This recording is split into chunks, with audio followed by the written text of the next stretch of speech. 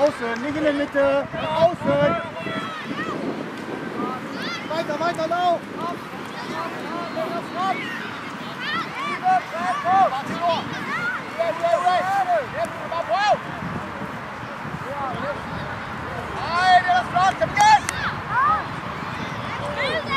Nils, hinter dir! Komm, Gas!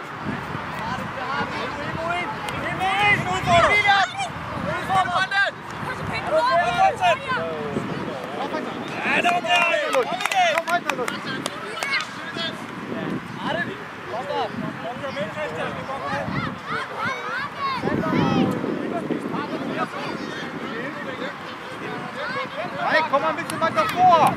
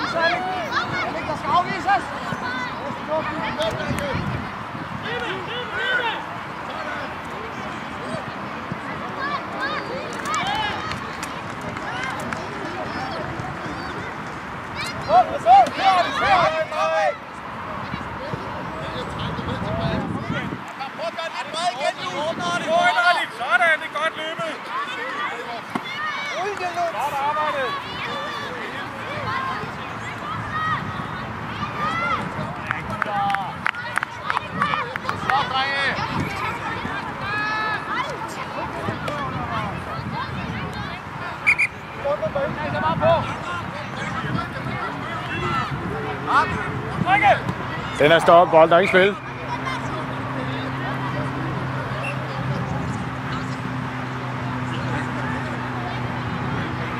Du må ikke stå på stregen, Artin.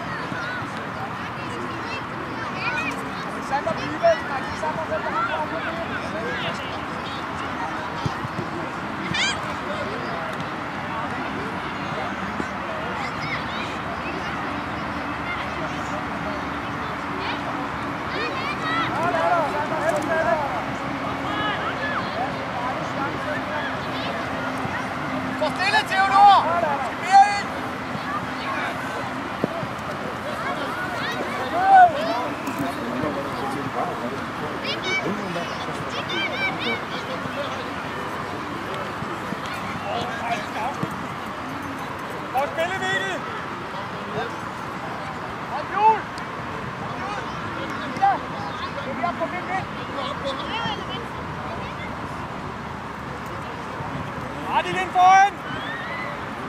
Martin, den er ude!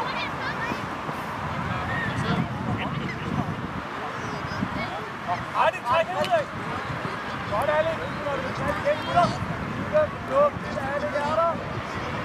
Karl, hold dig længere frem! Karl, længere frem! Ja! Ryk! Karl, kør, Martin!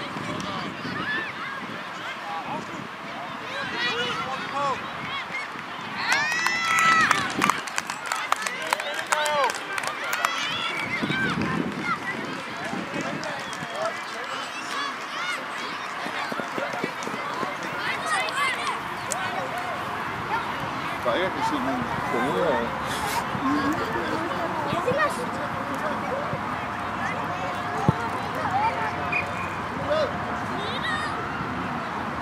Yes, kom nu!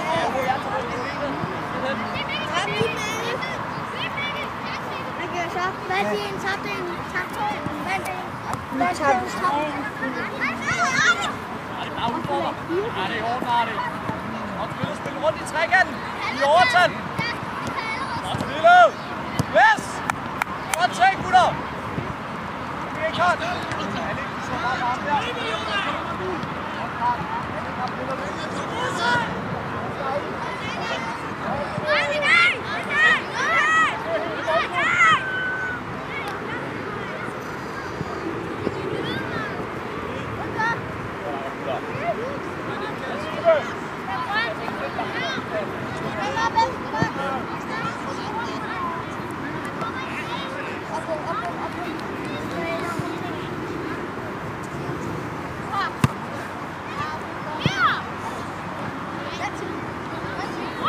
Kom!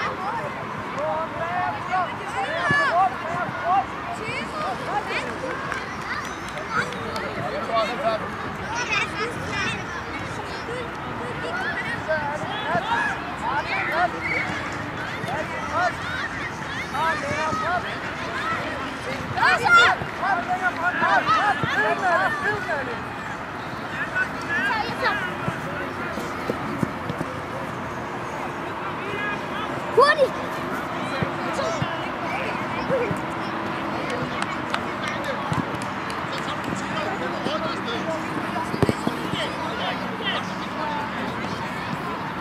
Her til Ulla mig.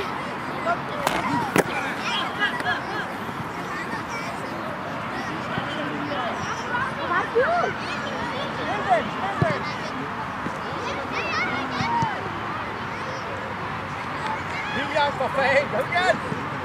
Kom nu bare ind!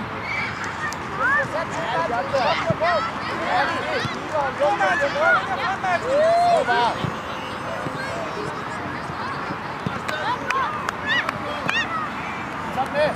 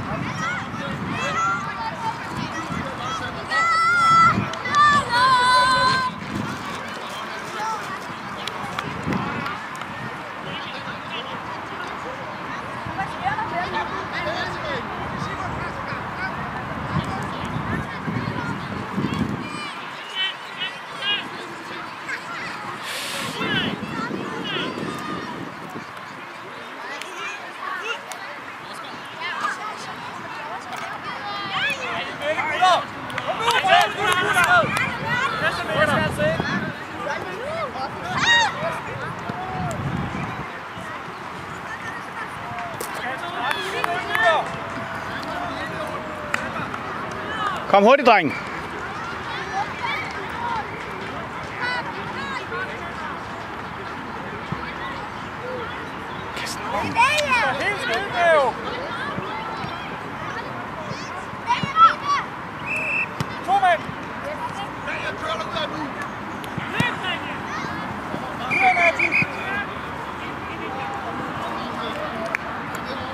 Så bare klar. Sæt også ind. Boogie! Ryk lidt ned! De er rigtig hurtige! Du har ham. Kom on, kom on, kom on! Ja, okay. Klar, vær klar! Sæt kun når Mikkel og presser!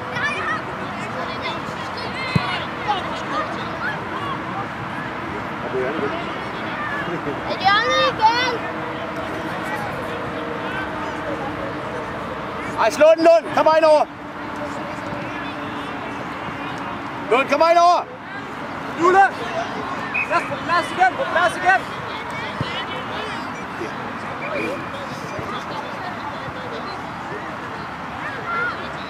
Greve, opmærksom!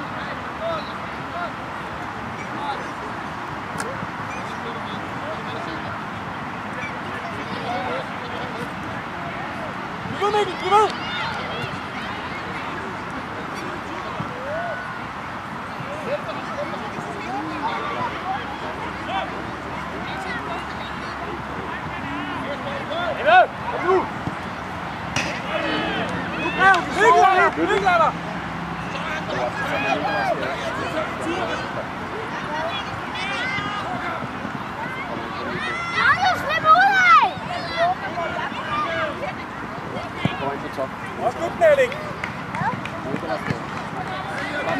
Godt, Boogie. Du er alene, Karl. Du er meget alene. Meget alene. Meget alene. Kom bare. Meget rigtig skubbe ryg. Ja, det er godt dømt, det der. Kom ind. Kom videre, gutter. Videre. Det er vi simpelthen for gode til, det der, drenge. Han skal afvises der. Han skal afvises der. Drenge, nu. Han skal afvises.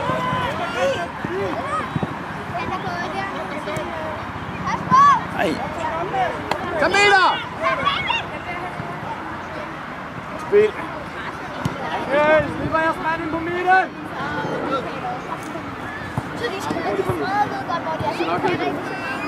Når halvdelen af halvlejen er gået. Hvad? Det gør du da heller ikke. Det er når du så får den, er du værst. Kør du, Mikkel. Kør, Mikkel. Så selv Lund. Det er nok. Ej, det er nu værd at brokke dig. Vil du ud? Det er godt ud, Alexander.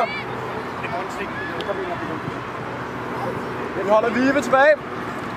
Vive tilbage. Det dur sgu. Men det dur ikke, du kan være. Det synes du skal overveje til i aften, om du vil med i morgen. Det der vil jeg ikke have med i morgen. Vel, så enten opper du dig, eller så skal du ikke komme i morgen. Nej, men det må du så tage. Det jeg synes, det er ligeglad med.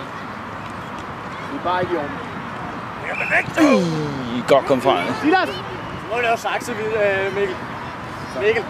Mikkel! Nu må lige lave saksesparket.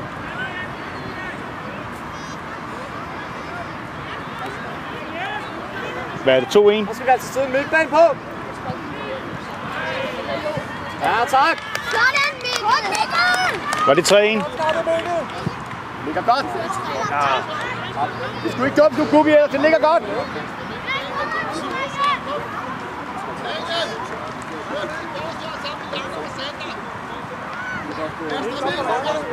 Hvad? Ja.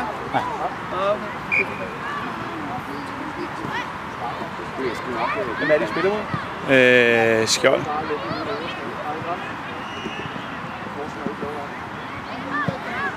Ja, det er okay, Mikkel. Nu har han scoret, så nu bliver der skudt. Ja, først. Over midten. Det har altid været godt kriterie. Ja, kom igen, Jul! Det er rigtigt ellers! Der var 1-2. Der var spin Mikkel! Alene. Mikkel! Grev, vi skal afvise på det målslag. Kom igen, det er ellers rigtigt nok. Så afviser vi. Kom! Øj, kom igen, Jul! Flot! Kom igen, Jul! Videre! Skal vi have en til tilbud så?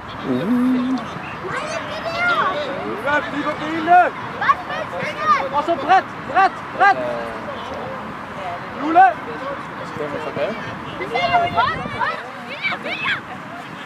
Og kom! Ja, flot nok! Ej, det er fint! Og det er, ja.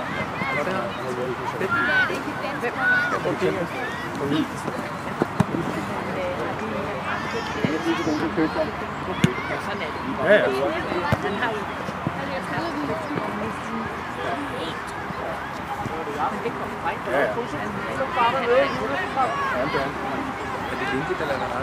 Det er rigtigt. Videre, første gang. Sådan, ja. Det er godt kørt. Overlap, Karl. Overlap. Ja, okay, det var en langsom det der.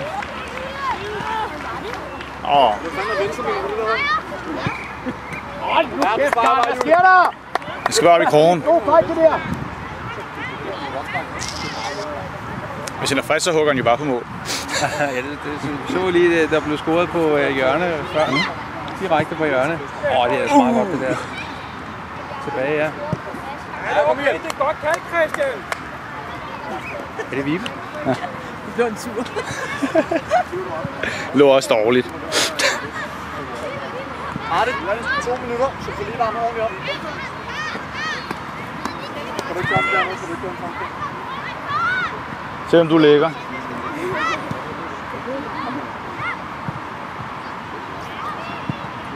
Vive, god første touch. William, kom ud. Hvordan ja? Det er meget godt skud det der. Godt, Vive. Godt skuddet af. Det er dårligt, det der. Jeg synes, du skulle nej, det må de nok ikke. Nej, det var de ikke ret.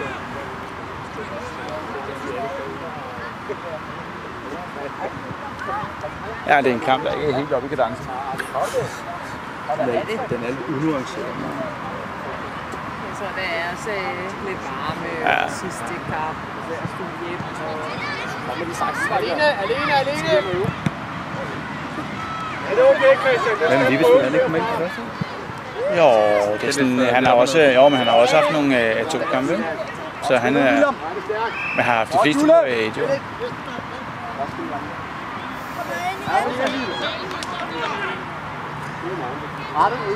Hvad med, jeg tror faktisk ikke med ud?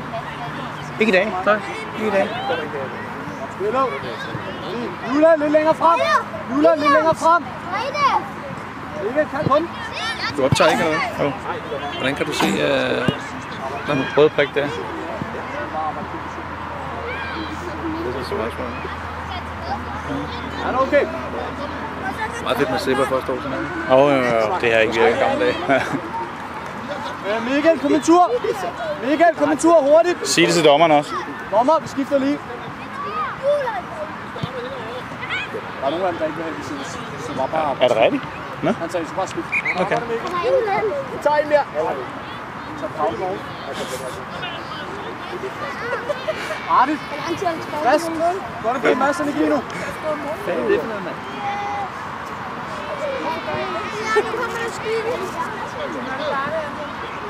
Også gammel mad.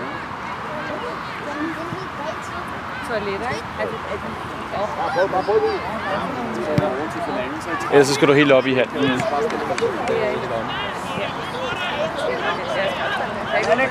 Ret!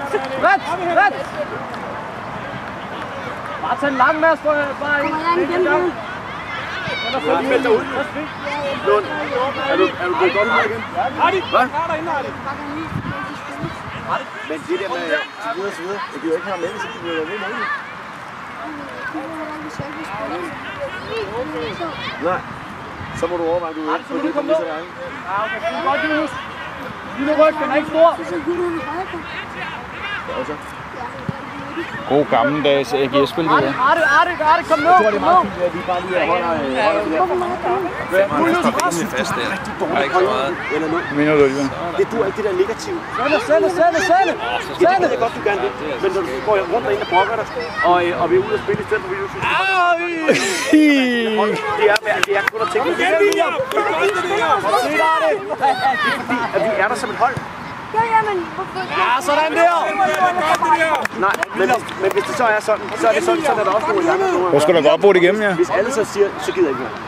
Så er det bare lige meget. Det kan jeg bare ikke bruge. Ja, det er lige præcis det her, Martin har snakket med dig i farve. Den røg retur. Det her med holdningen og det, vi gider ikke alt det der brok og til kamp og det der. Det er alt det der pjat. Det gider vi bare ikke. Nej, okay, men så siger jeg det nu. Okay. William. Det er også træls. Okay? Jo, det ser fint.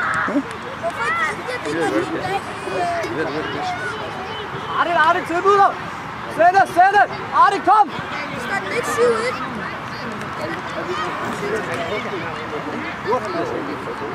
Pas på, Ardit.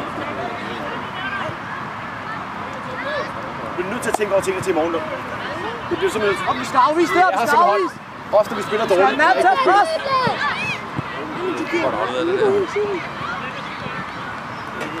Kom ud, Mads!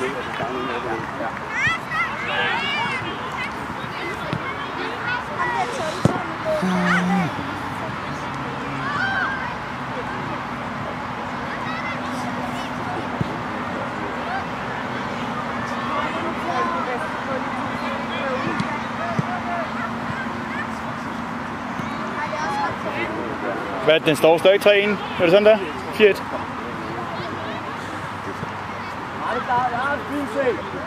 Lad Alexander tage den. Ja, okay. Send Alexander. Han er oppe i form. Det er sgu meget godt, Lars. Han er oppe i form. Ja, kør på. Kan du få fart på? Ardit, få fart på. Ja, William. Ardit, kør på. Selvfølgelig. Det er sødt. Okay. Nej, det er ellers godt tænkt, Ardit. Kom, send ham hurtigt. Hvad er der?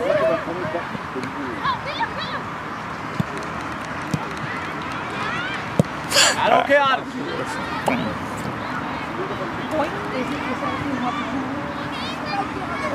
Alene. Viber Alexander. Meget solidt, flot. Det er da godt forstå, men der er en hel dag i morgen, du. Men jeg har skiftet ud. Og godt tilbage. Ja, det er godt. Ja, det er super. Jeg har kun fået 45. Okay. Der er stedet, der er 45. hvis ikke knap. Jeg skal ikke udspark, han vælger her. Ardit, kør på. De spiller på en underlig ting. Men vi kunne Ja, sagtens det er have okay ting. Yes, godt Ardit. Faktisk kunne vi score mange flere mål, ikke? Nu synes jeg, det går lidt stærkt. Var der 25 minutter? Nu får Ardit scoret nogle mange mål, hva'? Dejligt. Lars har ikke forstået det.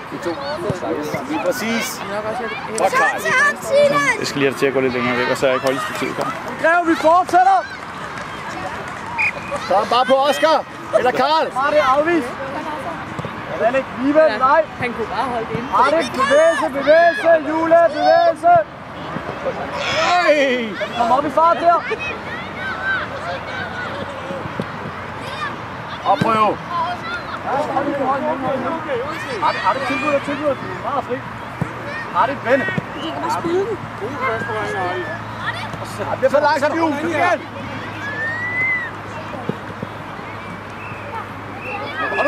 Du må godt udfordre. Så skal det bare gå stærkt. Ja, okay. Og så kør på den. Der. Ja, kom igen. Vi er færdige. Det er godt, gutter. Tag på kampen. Afviser Alec. Godt, Alec.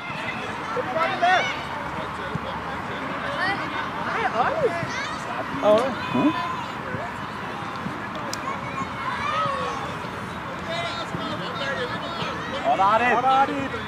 William, du skal helt ind. Og så bredt. Helt ud til mig, William. Yes, kør på. Hold den i hovedet.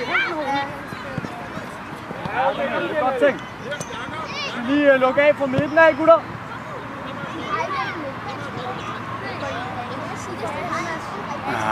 Der skulle du have slået. Godt, Christian. Ja, det er godt set, ellers. Der er et minuts tid, halvanden. Drenge, kom nu. De skal op og lave mål nu. Kom lige ved, William. Lige ved. Ja, det er fint. Og William.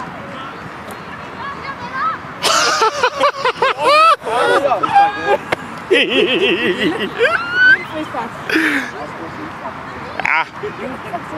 Altså, men han brugte ikke begge arme. Han lavede frispark 2 gange. Ja. Og så gutter, den skal ind. Den er søgnen, Grev. Kom nu. Ja, vi skal ind til at lægge pres på det her. Kom sidst. Ja, lige måde. Ardit, kom Ardit, den kan du godt, Ardit, du kan sagtens med dem. Godt, Ardit. Det er selvfølgelig. Hey, hvor er det godt afsluttet, Ardit.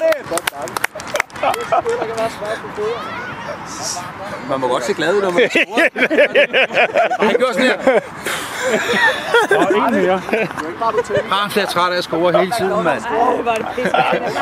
Efter mig irriterende, jeg er nødt til at gøre det hele tiden. Det er meget nødt til at score hele tiden, mand. Kan I andre ikke også gøre det?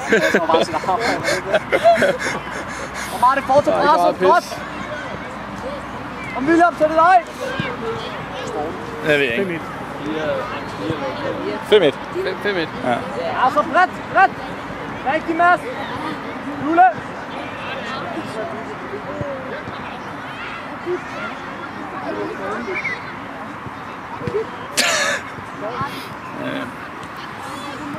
Nå, vi er også slut nu.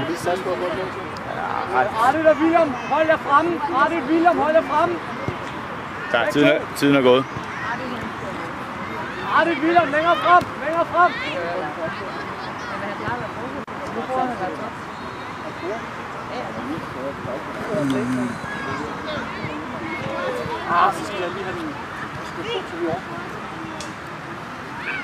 Så sig det til Mads også, så han kan hugge den afsted, så han opdager det. Yes, frem der, okay. Frem med den, William, frem med den. Meget på mål, det der. Ja, meget godt lavet.